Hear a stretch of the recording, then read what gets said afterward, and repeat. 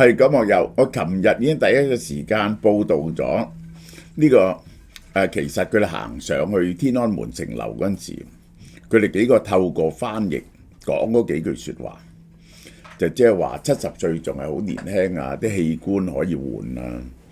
呢個習近平話20呢個世紀啲人可以活到150歲啊咁樣。咁咧後來咧就好多人咧話呢個係 AI 嘅嚇，係假嘅。咁結果咧證明係真嘅。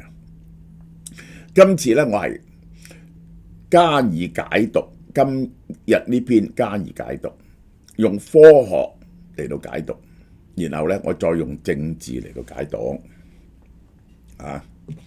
好啦，嗱個盤菜啊，好多人即係盤菜咧真係好好食㗎，個個食過都讚㗎。你有冇食過啊？咁咧而家咁樣，佢咧就係有呢個鮑魚啦、花膠啦、元貝啦、蠔豉啦、米鴨啦，乜嘢好嘢都有晒㗎。呢個就係6個人998蚊，12個人1488蚊。咁咧就連埋啲鮑汁，即日總好送去你屋企。咁你食一餐盤菜，應下節都好啊，係咪？呢個就係咁咧，真係送去要100幾200蚊㗎。送去淨係送去要100幾200蚊㗎。咁咧就係全香港都送嘅，就係村屋就送到呢個村口，唔可以入去，有狗。咁就冇樓梯上，冇電梯上咧，就送到樓下嘅啫。咁就係離島唔送啦，離島唔送啦。咁啊，大家早啲訂呢個優惠期啊，8月29號到9月29號，但係咧攞貨日期咧攞貨日期咧就由9月20號到10月7號呢段時間都可以攞，但係中秋節早一日、正日同埋送月咧，或者星期六、星期日咧，好容易俾人哋 book 滿嘅。你早日 book 呢個。有關3人交談嘅片段喺中央電視台直播中曝光。咁有啲人咧就話 AI， 咁後來咧就比較係睇翻央視都有，咁呢個證明對照過晒 BBC 所有即場拍嘅人，證明真係佢哋傾嘅嘢嚟嘅。習近平喺故宮城樓迎接外賓，一齊行上天安門城樓。習近平喺中間，普京同金正恩左右兩個呢兩個3人並肩而行。一路走咧，一路係透過翻譯交談嘅，好似好開心咁傾到。咁佢其實之前咧就話好高興呢個金正恩又嚟中國，咁金正恩咧就話我好高興嚟到中國。咁有段聲收唔到，後來咧再出嚟跟住咧就講呢一段嘢。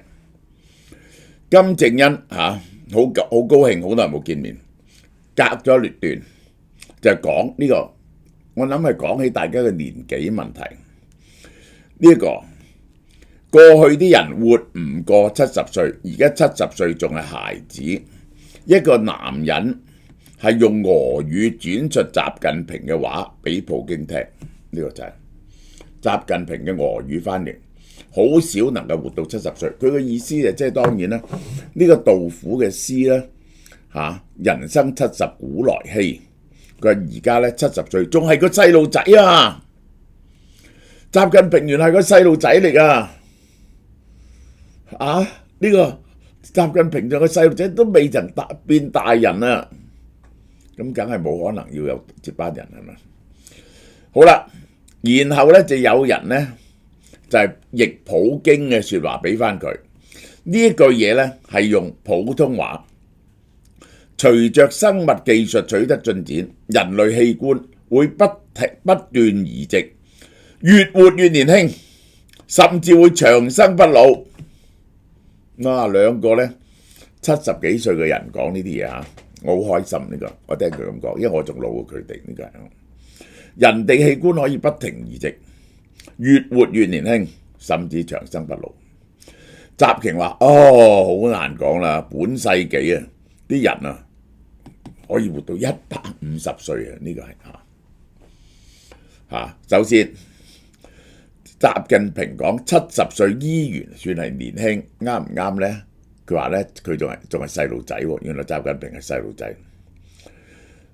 全球同中國半世紀壽命健康趨勢上升，但呢個係接近修辭而唔係科學命題。70歲咧係好難話係好年輕嘅，因為咧我哋平均嘅壽命係幾多咧？中國人咧係得79歲嘅啫。呢個主要國家嗱，大家睇見呢個主要國家咧就係日本最老嘅，中國喺紅線呢度，中國平均79歲，左邊女性，右邊男性，呢個男性係80，呢個咦紅線係唔夠80歲㗎，梗係唔夠80歲啦，70幾歲。咁樣咧就係點咧？就即係咧，如果你條命即係得70幾歲咧，70歲當然唔算年輕啦。呢個就係好啦。呢個第一句説話，70歲無論如何都唔係細路仔。普京話好多器官可以換嚟換去。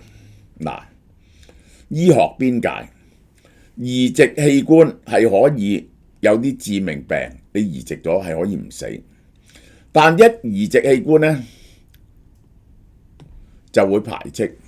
排斥咧，你要食藥抑制免疫功能，抑制咗你嘅免疫功能之後咧，你患病同埋癌症嘅風險增加，冇可能多次移植嘅，冇可能多次移植，移得3次你就死得㗎啦！我可以話俾你聽，冇人可以移到3次，即係移到2次，劉鑾雄移咗2次啊！但係佢移係同一個器官，如果唔同嘅器官移3個器官都排斥咧，呢個係一樣好難搞嘅嘢嚟嘅。咁至於唔用人嘅器官又點咧？2024-25年用豬腎移植，但係實驗性嘅啫，呢個係呢個成功個案擴大使用途徑，呢個係。呢個咧用豬腎嘅排斥咧，一定係更加犀利，只不過冇人腎嗰陣時用豬腎嘅啫。如果要無限延壽咧，只有得一個可能性，就係複製一個人體出嚟，即係咧複製一個普京，複製個習近平出嚟，然後用佢嘅器官嚟到換。咁呢個複製出嚟嘅人咧就器官倉庫，但呢個喺國際上係非法嘅，呢個係。但係當然管唔到佢哋。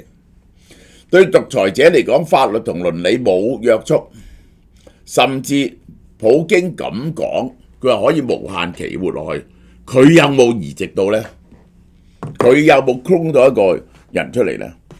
真係可能，因為咧其實咧你 clone 個人出嚟咧係犯道德啦，但係冇乜傷害到其他人喎。傷害嗰個都係佢自己嘅另外一個佢嚟喎。呢個就係佢真係有可能做喎，呢個真係。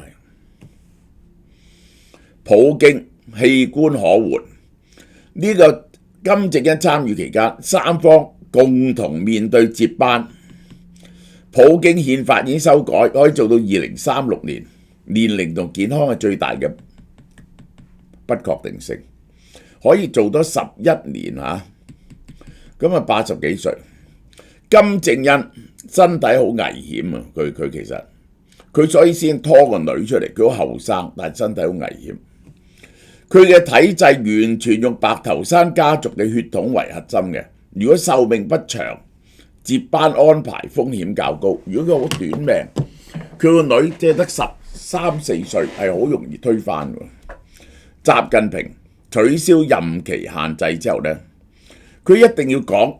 佢可以點解冇接班人啊？就因為佢可以好長命。呢啲長壽言談係對科學嘅半真半假嘅理解，亦都係對權力延續焦慮嘅投射。凡係掌握最高嘅權力都有嘅人都會咁。好啦，習近平話本世紀可以活到150歲，我哋睇有冇科學根據。目前最嚴謹嘅量化研究將人類壽命上限估係120歲至150歲。我覺得到下一個 generation 咧，即係我孫嗰輩而家10歲嗰人咧，佢嘅 life expectancy 咧係可以去到120歲。120歲係目前我哋所知嘅終點。呢個係理論上限嘅推算。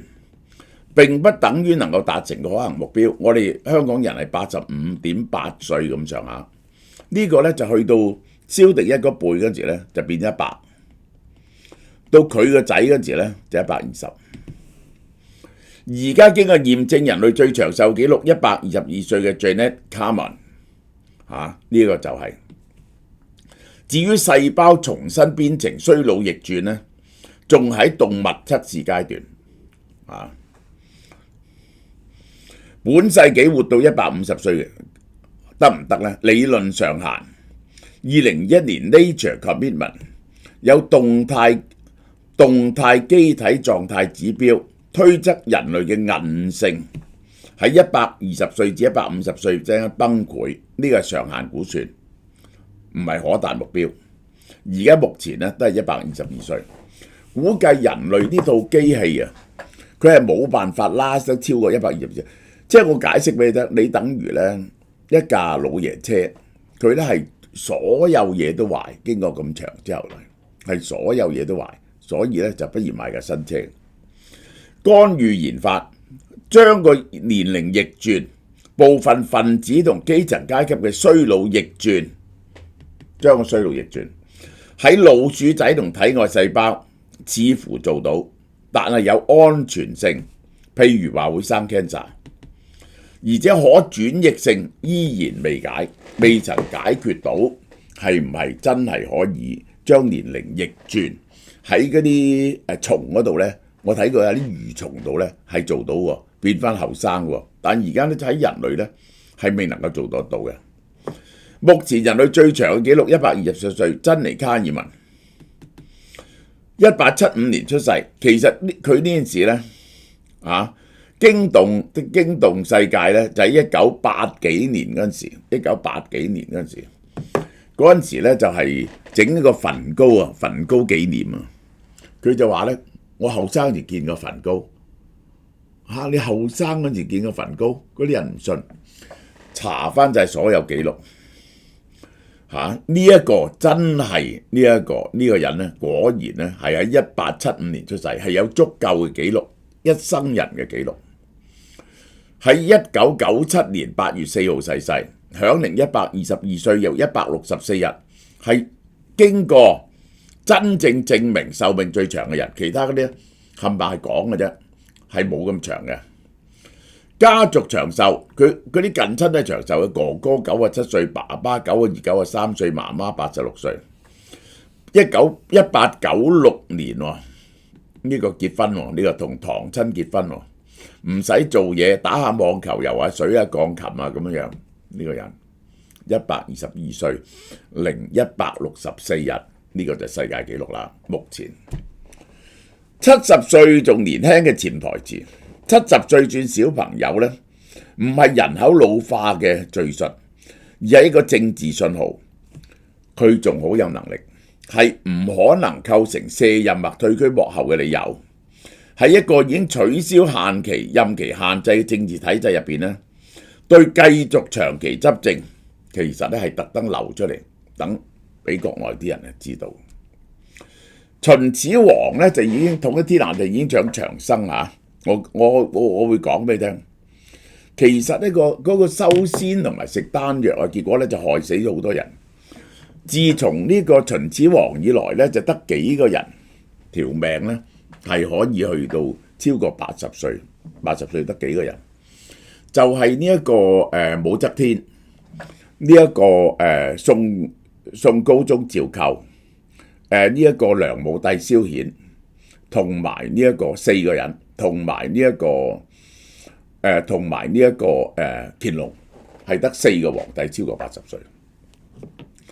壽命長呢個統治嘅合法性延續壽命短咧要存續，接班問題經常引爆，而且呢個政權要更替咧有危險嘅。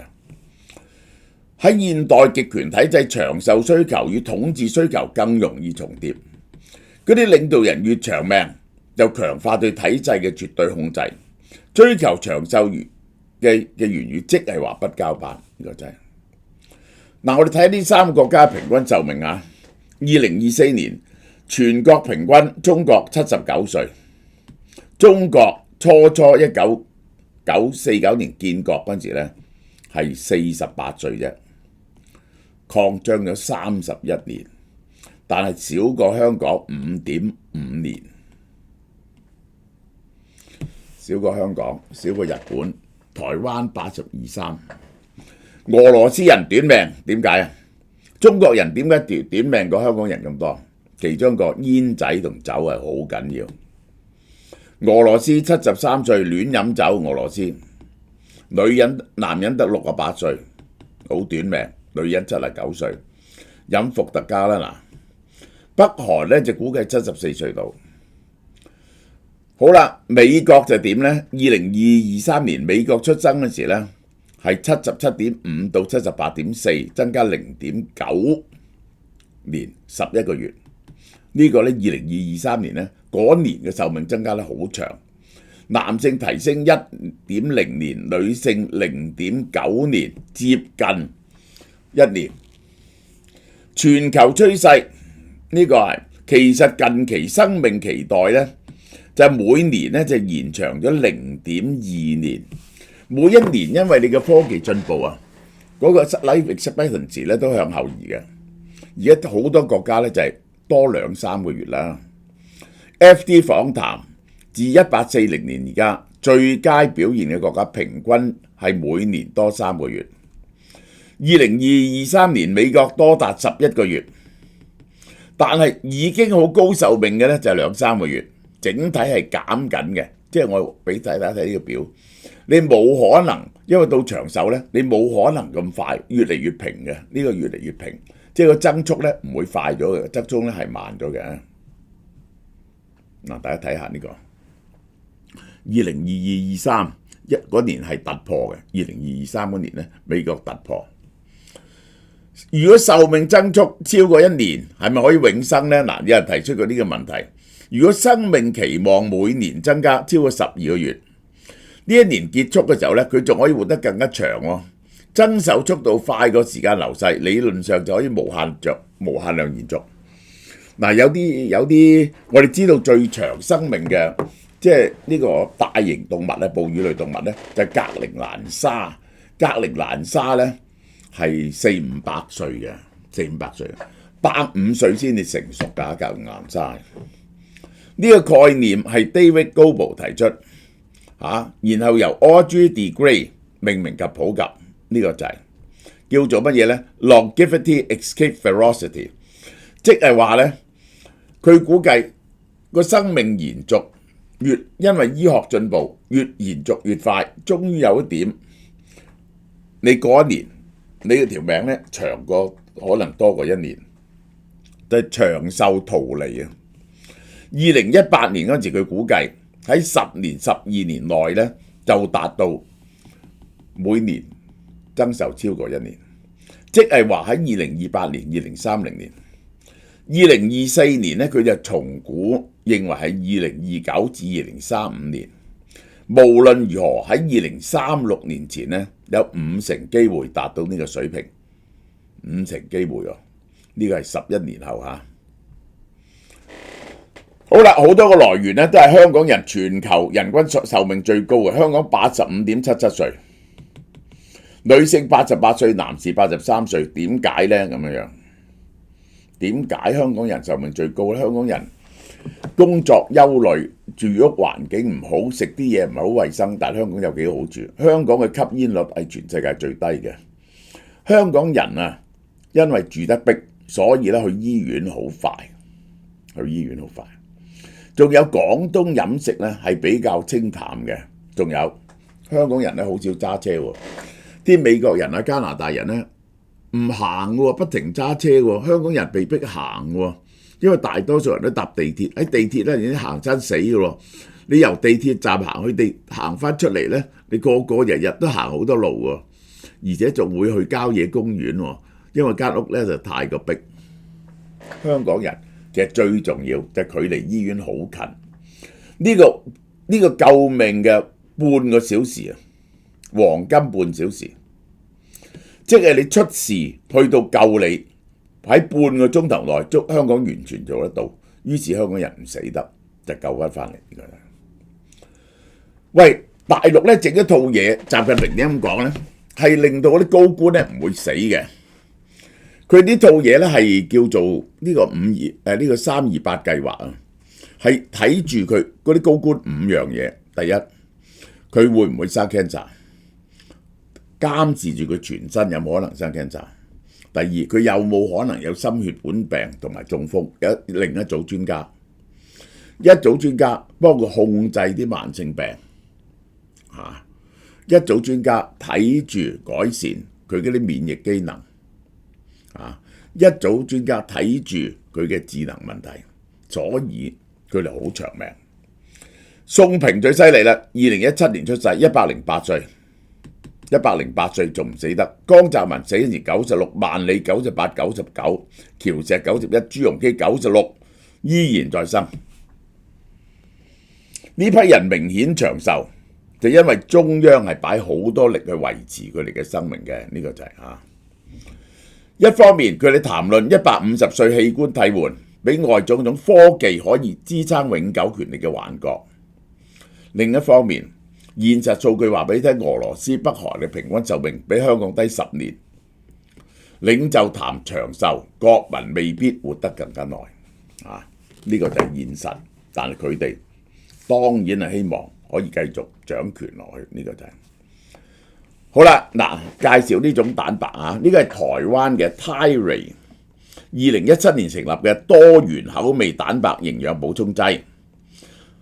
嗱，佢係乜嘢嚟嘅呢？乳清蛋白係由牛奶製造芝士嘅副產品，由乳清攞啲高品質嘅蛋白，大約係牛奶嘅蛋白質嘅2成啦，含有呢個必須嘅氨基酸，營養價值好高嘅，愛嚟修復你啲肌肉嘅。嗱，可以分為幾多種呢？呢個一種就係叫濃縮乳清蛋白，係最基礎加工形式，蛋白含量咧35至80。保留咗大量嘅天然營養成分，包括乳鐵蛋白、免疫球蛋白及微量礦物質。呢類產品價錢好親民嘅適合咧預算有限開始使用蛋白補充劑嘅消費品。嗱，我而家食緊呢個，佢含有較多嘅乳糖。如果你係有乳糖不耐症就唔好食呢隻啦。多款口味咧係有，佢有好多種口味喎。你睇下呢啲，呢個好在佢好食喎。經典奶茶、香郁可可等，點都有一款啱你嘅。俏貓貓價198蚊，呢個198蚊就不含加糖嘅，198蚊一堆，呢個係。第二種，呢種叫做分離乳清蛋白，濃縮個乳清蛋白進一步提煉，個蛋白質含量去到90至95%。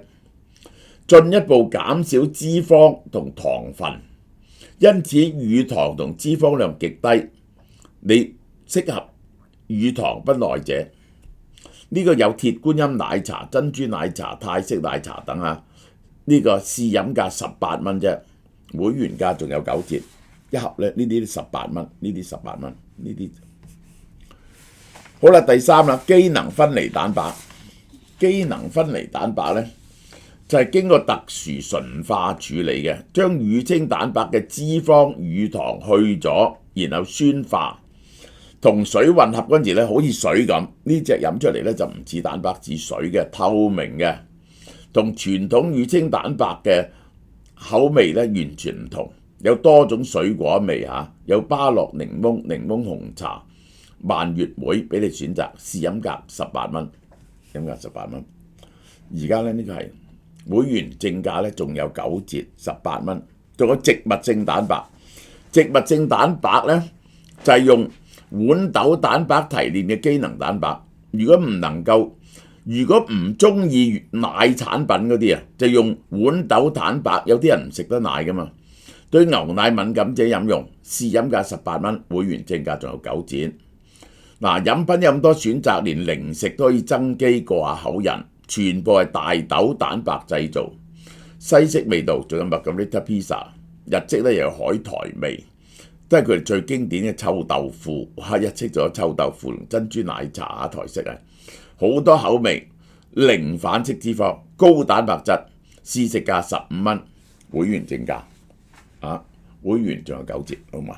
大家可以試下呢啲，其實愛嚟減肥用嘅，補充你嘅身體嘅機能嘅，好平嘅啫，係咪10幾蚊嘅啫？呢個其實10幾蚊呢個大包嘅，其他嗰啲咧係10零蚊啦、18蚊啦，好多種味道，大家多多幫襯。OK。